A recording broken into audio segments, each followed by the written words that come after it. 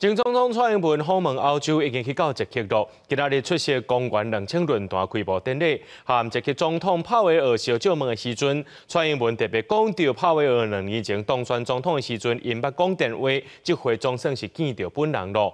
蔡英文伫论坛也用透过民主团结克服威权威胁做主题发表演说，分享到台湾经验，也呼吁民主国家阵营伫咧军事、经济等领域，大家爱团结合作，也欢迎各国继续来访问台湾，表达支持。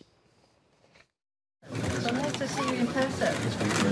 Yes, thank you for the phone call 2 years ago. 甲捷克总统帕维尔握手问好，前总统蔡英文出席公元2000论坛开幕典礼，不少参加会议的嘉宾嘛特别向前介致意，因为这是蔡前总统伫2004年了后，搁再亲身到庭参加。今年论坛主题是证明民主的决心甲韧性。捷克总统帕维尔伫随时阵就特别点名中国，伫台海议题爱小责的。I consistently urge major global powers, and especially China, to use their influence to promote peace and international cooperation.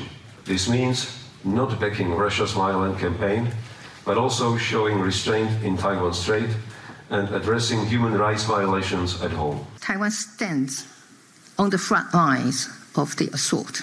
The most recent action taken is China's announcement earlier today for a military exercise called Joint Sword 2024B. For more than half a century, Taiwan has faced constant intimidation from the Chinese Communist regime, which has tried every possible way to annex Taiwan.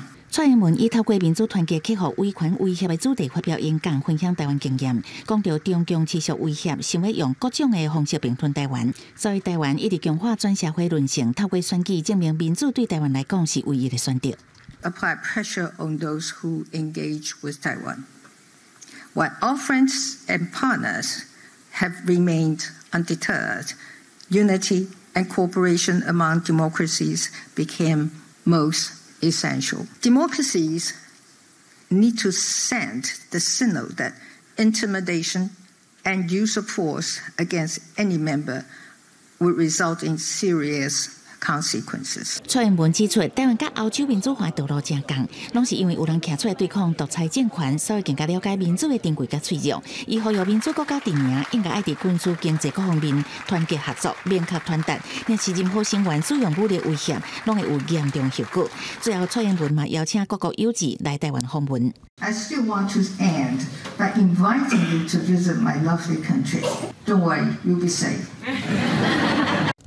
公司国际记者刘玉婷捷克布拉格报道。